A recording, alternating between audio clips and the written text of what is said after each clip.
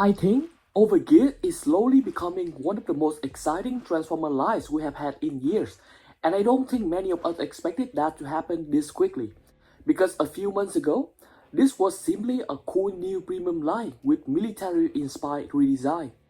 Ironhide looked awesome, Blackout looked awesome, and then Optimus Prime got revealed, and suddenly everybody started paying attention.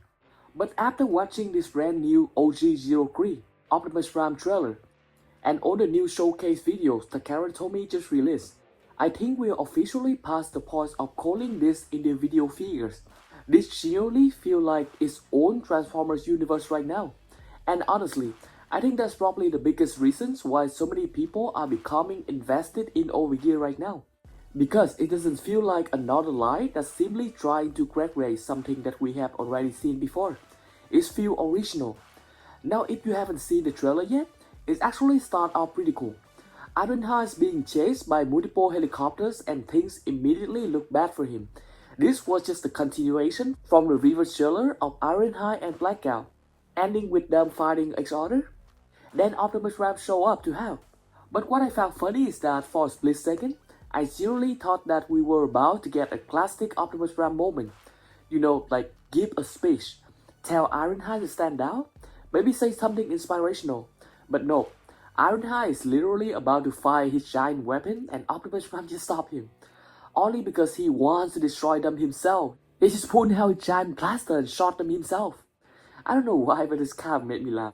Because this version of Optimus doesn't feel like the traditional Optimus Prime we used to anymore. This guy feels like a battle-hardened military commander who's been fighting wars for decades. And honestly, that perfectly fit the identity of Overgear, which they're building. Because at this point, I don't think Overgear is trying to compete with Study Story. I don't think they're trying to compete with Masterpiece either. They're creating their own lane. And I think that's exactly why people are becoming obsessed with this line. Because it feels unpredictable. Nowadays, whenever a new Transformers line gets announced, most of us can already guess what it's going to look like. We know the design language, we know the color scheme, we know the engineering style. We know the nostalgia reference that they're going to use. Overgear doesn't do that. Ironhide surprised people, Blackout also surprised people. Then Optimus Prime came along and completely shocked everybody. Because let's be honest, nobody expected military desert Optimus Prime to work this well. And somehow, seeing him animated actually make him look even cooler. Then the trailer transitioned into the product showcase itself. And this is where things start becoming dangerous for collectors. Because every single time Takara Tomy shows more footage of these figures, it somehow gets better. You start noticing details that you didn't catch before. Like the faded flame, the layers armor plating, the mechanical texture, or the extra mounting points throughout the body. This thing genuinely look like a one-man army. And honestly, they're becoming Overgear identity. Nothing feels restrained. Ironhide looks overloaded. Blackout looks like an entire military base with all of his cannon and missile. Now Optimus Prime somehow escalates things even further with all of those weapons being compatible. This thing legitimately looks like it could invade Cybertron itself. But here's the thing, I don't think enough people are talking about. Overgear isn't designing Transformers backwards, they are designing them forwards. Most Transformers lines start with nostalgia, and then they modernize it. Then they add details. Then they add accessories. Overgear is doing the complete opposite. They're asking if Transformers exist as a premium military mecha universe from day one, what would they look like? And honestly, I think that's why this life feels so refreshing. Because they're not trying to recreate our childhood memory. They're trying to create new ones. And I genuinely think Transformers need more of that right now. Now, another thing that's really stood out to me was the rotating showcase video. Because I think this is secretly one of the smartest things they have done. At first, I thought they were simply showing off the accessory. But the more I watch it, the more I realize these aren't just separate figures anymore. They're becoming a system. You can put Ironhide weapons on Optimus. You can put Blackout equipment on Optimus. You can build different battlefield loadouts, different silhouettes, different display configuration.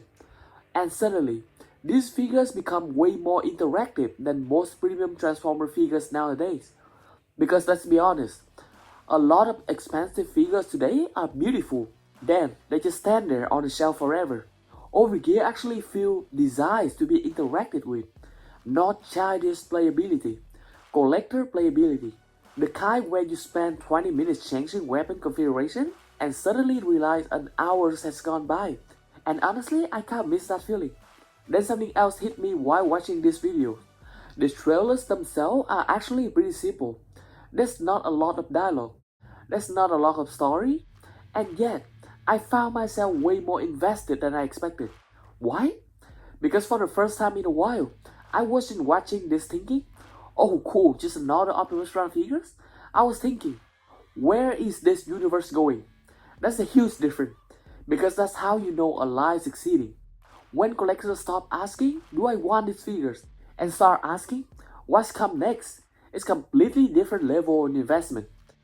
Because now my brain immediately starts jumping ahead. Like what's the Megatron look like? What does Starstream look like? What does Soundwave look like? What does Shockwave look like? And how the story will go with X trailer. And honestly, I think that's dangerous. Because once collectors start imagining future release, they no longer buying individual figures anymore. They're buying into an entire line. And we all been there before. One figures become two, two become five, and five becomes an entire shelf. I genuinely think Overgear is approaching that territory.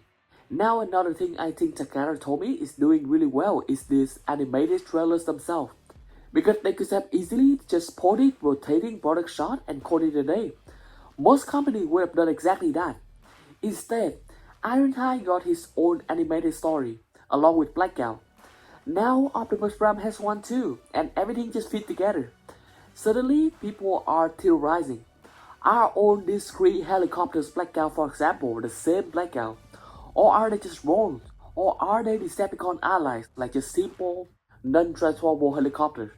Could this eventually lead to Randall? Nobody knows. And honestly, that's the point. Because mystery creates engagement. You don't need a full animated series. You just need enough world building for fans to start filling the gaps themselves. And that's exactly what's happening right now. Now I know one topic people are still discussing is the actual size of Optimus. Because I think a lot of collectors expected him to be absolutely gigantic. Or at least as big as the old leader class version just because of how expensive he is. But based on the comparison we've seen so far, he's actually only a little taller than Earthrise Optimus Prime, or slightly taller than 3386 Optimus Prime. So while he isn't massive, he's much closer to modern leader class territory.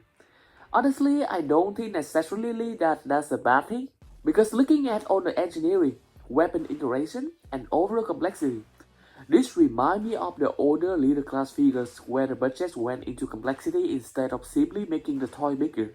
And honestly, I can't miss that. Back when leader class actually meant something. Now there's one engineering concern people have noticed. The wheels behind the caps. It looks like you may have to move them slightly out of the way to fully utilize the knee articulation. Honestly, I understand the concern.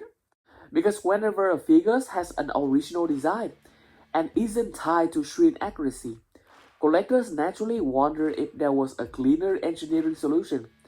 That being said, I'm not ready to criticize yet, because this is exactly why I always wait for in-hand reviews before making final decision, especially at this price point. Because let's be real, these are expensive, like 3 Blackouts at around $130 each, Ironhide $120, Optimus Prime at $150. You're approaching like $700 before tax and shipping for everything that's shown in this trailer. That's a serious commitment. Now all of this also raises a much bigger question. If this is what they're willing to do with Optimus Prime, what happens when they eventually review Megatron? Because honestly, at this point, I have no idea anymore. A tank? Some futuristic exhaust vehicle? An entire new military machine that we have never seen before? And honestly, that's becoming my favorite part about Overgear. The unpredictability. You just genuinely don't know what's coming next anymore. And once collectors stop being able to predict every review suddenly become an event. And honestly, that's a feeling I haven't had with Transformer Lies in a long time. Anyway, now I want to hear your thoughts down below. What do you think about the new Overgear Optimus Prime trailer? Do you like that Takara Tomy is slowly building an actual lore around the Overgear universe? And more importantly, has Overgear officially become one of your most anticipated Transformer lines right now?